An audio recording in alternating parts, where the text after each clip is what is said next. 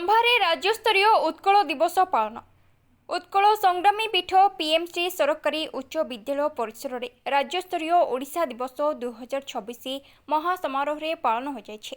सकाळे अतिथि मानक द्वारा उत्कल संग्रामी स्मारकी पीठ दिव्य मंचरे अवस्थापित 41 जनक बरपुत्र प्रतिमूर्ति सहित पांथ निवास छकरे प्रबाद पुरुष विजु पट्टनायक एवं गोपबंधु छकरे गोपबंधु दास विद्यालय परिसर में महात्मा गांधी और रंभा गांधी श्रीनिवास कविरत्न प्रतिमूर्ति उत्तरीय माल्यार्पण कर परे रंभा एनएसी अध्यक्षा श्रीमती मानसी स्वाई आयोजित कार्यक्रम को उद्घाटन करथिबा बेले प्राक्तन नगरपाल समाजसेवी सुभाष चंद्र पंडा अध्यक्षतार आयोजित सभारे मुख्य अतिथि भावे डॉक्टर प्रभाकर त्रिपाठी, सम्मानित अतिथि भावे रंभा एनएसी कार्यनिर्वाही अधिकारिणी आशालता रचमाला, महेश्वर बराड़, प्रसाद राव पृष्टि, इंजीनियर अमूल्य सेनापति, नरसिंह सुबुधी, प्रधान शिक्षक गोपीनाथ बेहेरा, आवाहक विजय कुमार विश्वाल, मुख्य वक्ता भावे केशपुर स्नातक महाविद्यालय अध्यापक विष्णु प्रसाद दास जोगदेई स्वतंत्र उत्कल प्रदेश गठन में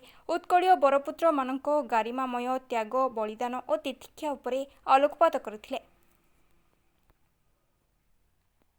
मंच सम्मुखरे उत्कल स्वाभिमान मंचर सभापति राधाकांत दासंक समेत बहु कार्यकारिणी सदस्यों सहित बरपुत्र मानक उत्तराधिकारी माने जोगदेई आदि पीठ रंभारे आयोजित कार्यक्रम भूयसी प्रशंसा करथिले। एही अवसर में पीएमसी रंभा सरकारी हाईस्कूल द्वारा विद्यालय मुखपत्र लक्ष्यबाही अतिथि मानक द्वारा उन्मोचित होइथिला। प्रकृति बंधु पंचानन खटुआ और प्रकृति बंधु शेषदेव बेहेरा संयोजन में उच्च विद्यालय माध्यमिक विद्यालय महाविद्यालय स्तरीय बत्कृता कराई कृति प्रतियोगी मानकु अतिथि मानक द्वारा पुरस्कार सह प्रशंसापत्र प्रदान कराଯାଇଥିଲା। द्वितीय अधिवेशन में ओडिया संस्कृति संपन्न 2 गोटी ओडिसी नृत्य सहित कवि प्रहलाद बेहेरा संयोजन में 50 रु ऊर्ध्व कवि कविता पाठ करथिले। एही कार्यक्रम को विद्यालय समस्त शिक्षक शिक्षयित्री परिचालना करथिले। महेश्वर बराड़, संपादक पूज्य पूजा साहित्य संसद भुवनेश्वर। दिन में ओडिशा प्रदेश गठन जो 90तम पूर्ति दिवस उपलक्षे जो दिन खंड विखंडित ओडिशा खंड विखंडित ओडिशार एकत्रीकरण से दिन रंभा राजप्रसाद राजा हरिहर मद्राद्य उद्यम ओडिशार मधुबाबू समेत अनेक राजा महाराजा को डाकी जे आमे एभली विभिन्न अंचल में बांटी ही दुर्दशा भोगुवा ना आम एकाठी हवा से दिन एक गंजाम जातीय समिति गढ़ी से दिन थिला जानुआरी 1913 तारीख।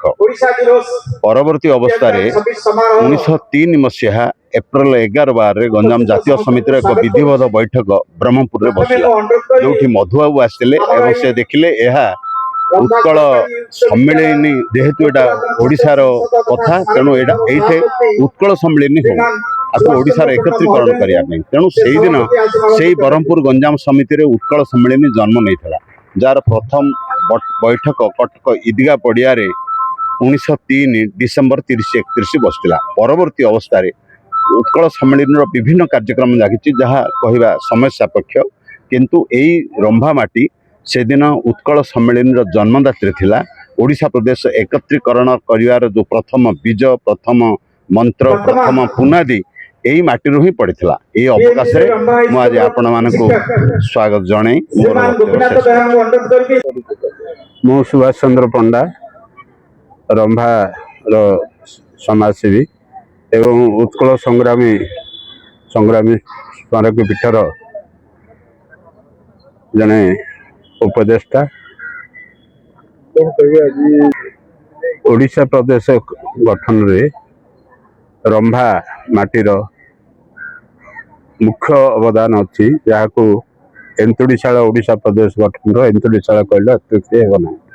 1902-1903 रे रंभा पैलेस रे कलिकोट पैलेस रंभा रे जो बैठक होइथिला जो राजा एवं महान नेता माने आसथिले जो माने उत्कल प्रदेश गठन करिया पई संग्राम करथिले ओडिया भाषा साहित्य संस्कृति के बंचाइया पई संग्राम करथिले सेमान को नहीं गंजाम समिति गठन कराला एवं गंजाम समिति तार द्वितीय बैठक ब्रह्मपुर है एवं से ही बैठक रे मधुबाबू ପ୍ରତିଶ୍ରୁତି ଦେଲେ ଯେ ଉତ୍କଳ ସମ୍ମିଳନୀ କରିବା ବୋଲି। ତେଣୁକରି 1902 ରାମଚନ୍ଦ୍ର ମର୍ଦ୍ଦରାଜଙ୍କର ଦ୍ୱିତୀୟ ଜନ୍ମ ବାର୍ଷିକୀରେ ରମାରେ ବୈଠକ ହୋଇଥିଲା। 1903 ରାମଚନ୍ଦ୍ର ମର୍ଦ୍ଦରାଜଙ୍କର ମଧ୍ୟ ବୈଠକ ହୋଇଥିଲା ଏବଂ ସେ ବର୍ଷ ହିଁ 3 ବି ବ୍ରହ୍ମପୁର ଖେମଣ୍ଡି ବଙ୍ଗଳାରେ ହୋଇଥିଲା, ଯାହା ଏବେ ବର୍ତ୍ତମାନ ଉତ୍କଳ ଆଶ୍ରମ ଅଛି। ଏବଂ 3 ମଧ୍ୟ ଇଦଗାହ ପଡ଼ିଆ କଟକରେ ଉତ୍କଳ ସମ୍ମିଳନୀ ସମ୍ପୂର୍ଣ୍ଣ ରୂପେ ଦେଇଥିଲା। ଓଡ଼ିଶା ପ୍ରଦେଶ ଗଠନ କରିବା ପାଇଁ ରମ୍ଭା ପ୍ୟାଲେସରେ ଯେଉଁ ତାଙ୍କର ଭିଜିଟର ବୁକ୍ରେ ଯେଉଁମାନଙ୍କର ସିଗ୍ନେଚର ଅଛି ତାକୁ ଦେଖି ଏବଂ ସେଇଠି ଯେଉଁ ଫଟୋକୁ ଦେଖି ଆମେ ପ୍ରାୟ 70 ଜଣଙ୍କର ନିରୂପଣ କଲୁ।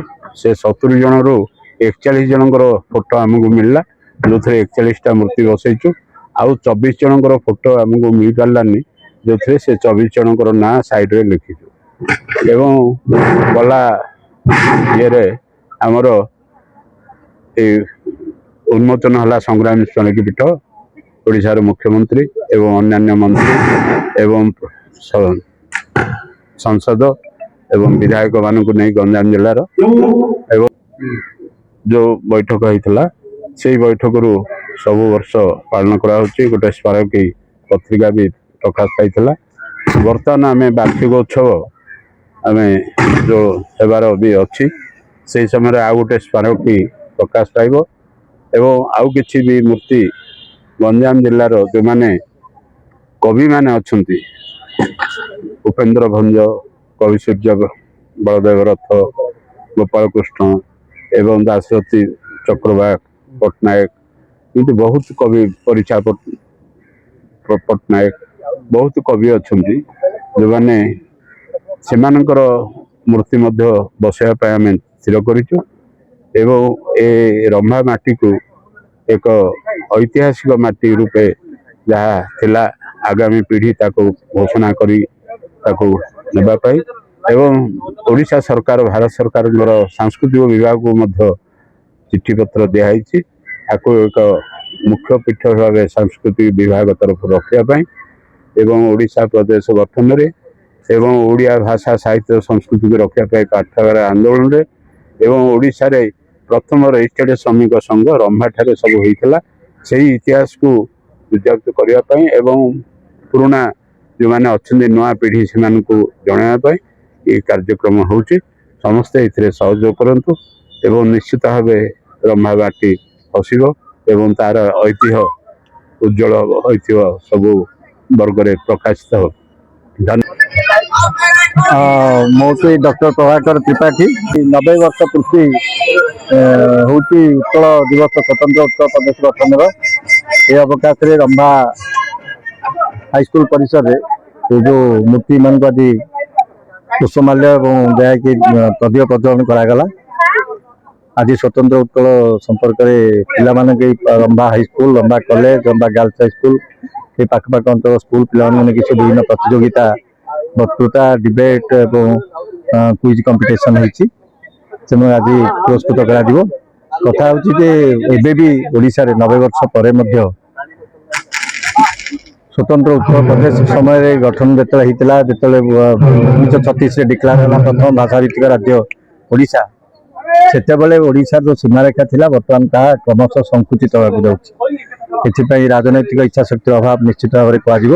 କାରଣ ଏବେ ମଧ୍ୟ ଗଞ୍ଜାମ ଜିଲ୍ଲାର ଯେଉଁ ବୋର୍ଡର ଆନ୍ଧ୍ରପ୍ରଦେଶର ଅଛି ପାତ୍ରପୁର ବ୍ଲକ, ସେଇ ଭିତରେ ମଧ୍ୟ କେତେକ ଗ୍ରାମ ପଞ୍ଚାୟତରେ ବର୍ତ୍ତମାନ ଦୋଦୁଲ୍ୟମାନ ଅବସ୍ଥାରେ ସେଠି ଅନୁଷ୍ଠାନ ଚାଲୁଛି। ଶିକ୍ଷାନୁଷ୍ଠାନରେ ସେଠି ଆନ୍ଧ୍ରର ଟିଚର ମାନେ ପାଠ ପଢ଼ାଉଛନ୍ତି। ଓଡ଼ିଆ ପିଲାଙ୍କ ପାଇଁ ସେଠି ବହିର ବ୍ୟବସ୍ଥା ନାହିଁ, ସେଠି ଶିକ୍ଷକ ନାହାନ୍ତି।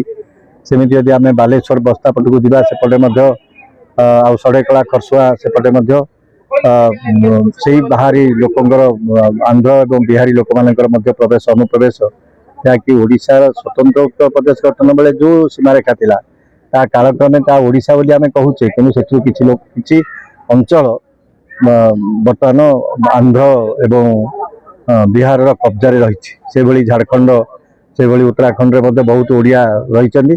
କିନ୍ତୁ ଅନ୍ତତଃ ପକ୍ଷେ ଆମେ ପରବର୍ତ୍ତୀ ଦାୟିତ୍ୱ ହିସାବରେ ସ୍ୱତନ୍ତ୍ର ଉତ୍କଳ ପ୍ରଦେଶ ଗଠନର 90 ବର୍ଷ ପରେ ମଧ୍ୟ ଆମେ ଯେଉଁମାନେ ଅନୁପ୍ରବେଶକାରୀମାନଙ୍କୁ ପ୍ରତିରୋଧ କରିବାକୁ ପଡ଼ିବ, ଏଥିପାଇଁ ସରକାରୀ ସହାୟତା ଦରକାର ସରକାରଙ୍କ ଇଚ୍ଛା ଶକ୍ତିର ଆବଶ୍ୟକତା ରହିଛି। ନହେଲେ ସେଇ ପରାଧୀନ ଓଡ଼ିଶା ଭଳି ମଧ୍ୟ ଯେମିତି ଥିଲା 90 ବର୍ଷ ତଳେ ସେମିତି ମଧ୍ୟ ଓଡ଼ିଶା ହେଇଯିବ ଏବଂ ଓଡ଼ିଆ ଭାଷା ଆସ୍ତେ ଆସ୍ତେ ମଧ୍ୟ ଲୋପ ପାଇବାକୁ ବସିଲାଣି।